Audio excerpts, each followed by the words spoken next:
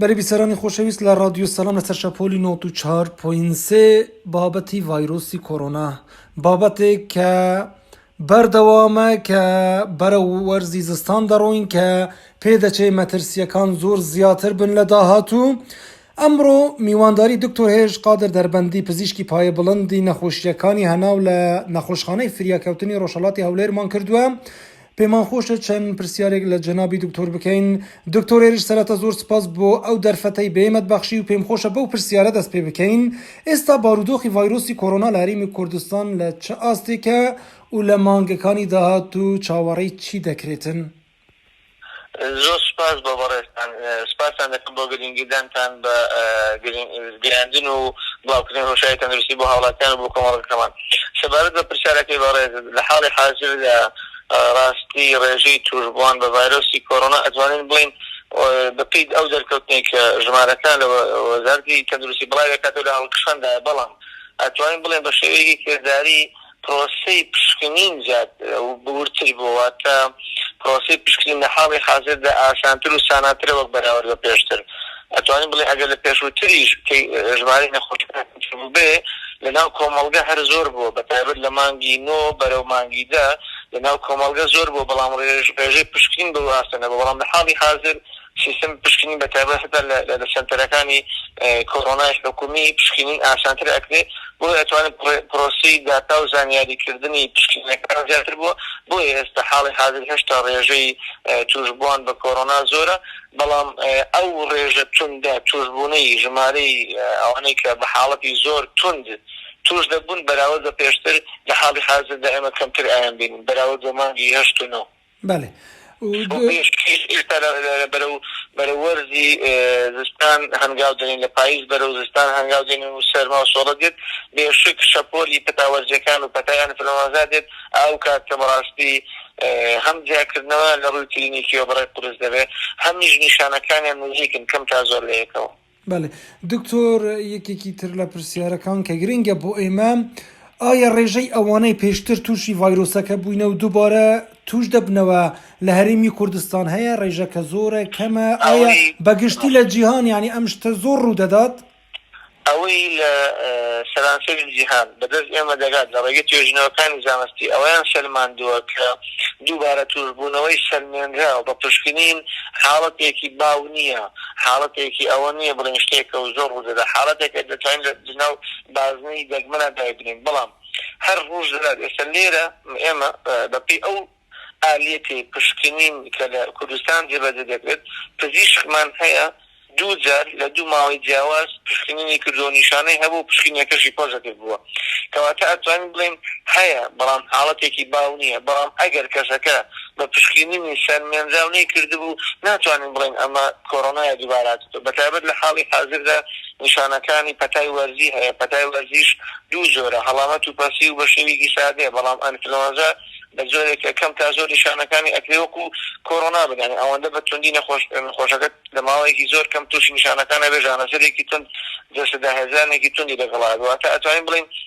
ئەگەر بە پشکنین سەلمێنرا کە ئەم کەسە دووبارە تووشی کۆرۆنا بووە، ئەوە ئەتوانین بڵین ئەگەر پشکنین نەکرا و ئەگەر نیشانەکانی هەندێک سوکتر بوون، واتە لێککەوتەی خراپی بۆ دروست نەبوو، دەکرێت بخرێتە چوارچێوەی پەتاوەرزیەکان و نەک دووبارە بوونەوەی پەتای کۆرۆنا. وەکتر دکتۆر هێرش هەروەکو دیار لە ناو وەرزی پاییزین، ئیتر وەرزی پاییز و زستان هەروەکو چاوەڕوان دەکرێتن لە جیهان، لەوانەیە ڕێژەکە بەرز ببێتەوە. ئامادەکاریەکان بۆ وەرزی پاییز و زستان لە هەرێمی کوردستان لە چه ئاستێکن و ئایا تەهدید هەیە کە بڵێن ئیتر بارودۆخەکە لە هەرێمی کوردستان لە دەست دەردەچێتن؟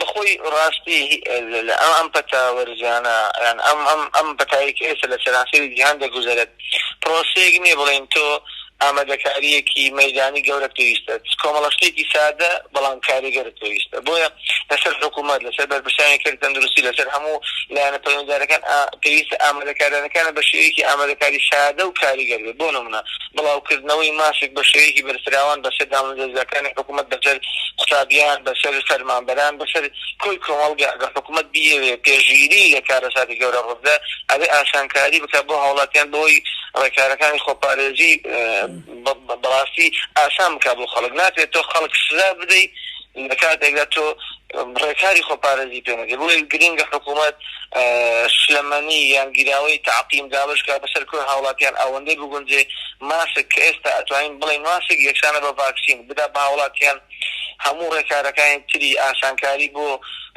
کاروباری بەڕێوەبردننی فەرمانگەکان حتا بکرێت لە ڕێگەی ئۆنلاین بکرێت بە کولەکەی حکوومەت پێویستە ڕێکارەکان دژی ئەم پەتایە لە چوارچێوێکی لۆجیکە جێبەجێ بکات نەگوزان هەندێک ڕێکار کە بەڕاستی جاروایە ئاشیکەی بەڵام بە شێوەیەکی زانستینی بەڵام ڕێکارەکان زیاتر پێویستن بە خۆپارێزی هاوڵاتیان ئەبێت لە کاتی هێنسکردن بە نیشانەکان لە ماڵەوە بمێنەوە پشوویتەوە وەربگرن خواردن و خواردنەوە شلەمەنی شۆربا سەوزە و میوەباش ئیرادیان بەهێز بێت نەترسێن بەتایبەت ئیرادە بەرزی و خۆراگری و بەرزی ورە یەکێکە لەوەی کە ئەو هۆکارە گرنگانەی کە بەسەر ئەم نەخۆشیە زاڵێت بۆیە ڕێگاکانی خۆپارێزی و ئامادەکاریەکان دژی ئەم پەتە بریتین لەم خاڵە سادانە کە زۆر کاریگەرن.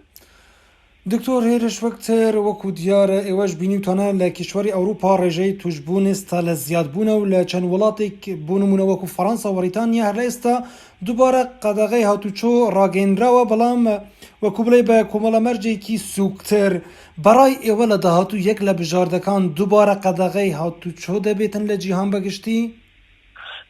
وەکو پزیشکێک بەوەندە زانیاریەکە کە هەما پێم وانە قەدەغای هاتوچۆ لە حاڵی حاضردا بژاردەیەکی گونجاو لۆژیکی بێت بارودۆخەکە ژیان و کۆی کایەکانی ژیان لەو ئاستە نەما کە بەڕاستی بەڕێگەی قەدەغای هاتوچۆ بتوانێت ئەم پەتا جیهانی ڕابگرین نەخێر پێویستە ئێمە خۆمان بژێنین لەگەڵ ئەم پەتایە ئەو بە خۆگونجاندن بە پێی ڕێکارە تەندروستیەکان پێویستە ژیان بەردەوام بێ بەو پەڕی جێبەجێکردنی ڕێنمایە تەندروستیان چونکە تۆ لە ڕێگەی قەدەغای هاتوچۆ تەنها شتەکان ڕادەگری تۆشتەکان کۆتایی پێ نایێنی بۆ نمونە یعنی ئەم پەتایە کۆتایی پێ نایێنی ئەم پەتایە بۆ ماوەیەکی دیاریکراوە لە کاتی قەدەغای هاتوچۆدا بڵاوبوونەوەی پەتاکە ڕادەگری نەک کۆتاهێنە بە پەتاکە بۆیە قەدەغای هاتوچۆ بەڕاستی لە حاڵی حاضر بژاردەیەکی لۆژیکی زانستی نییە.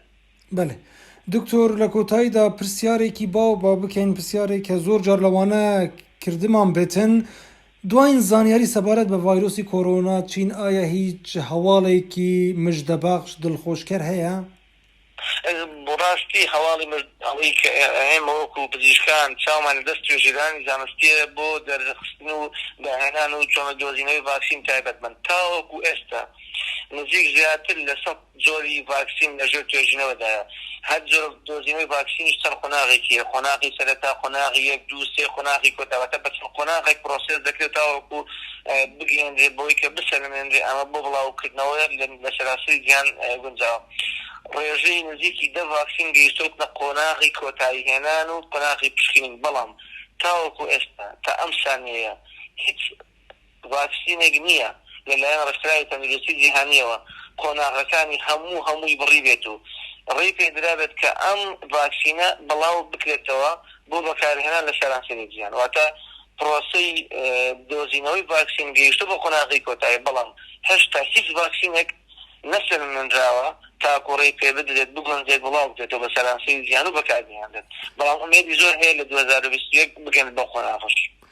بەڵێ دکتۆر هێرش قادر دەربەندی پزیشکی پایە بڵندی نەخۆشیەکانی هەنا و لە نەخۆشخانەی فریاکەوتنی ڕۆژهەڵاتی هەولێر زۆر سپاس بۆ ئەم زانیاریە گرنگانە دکتۆر.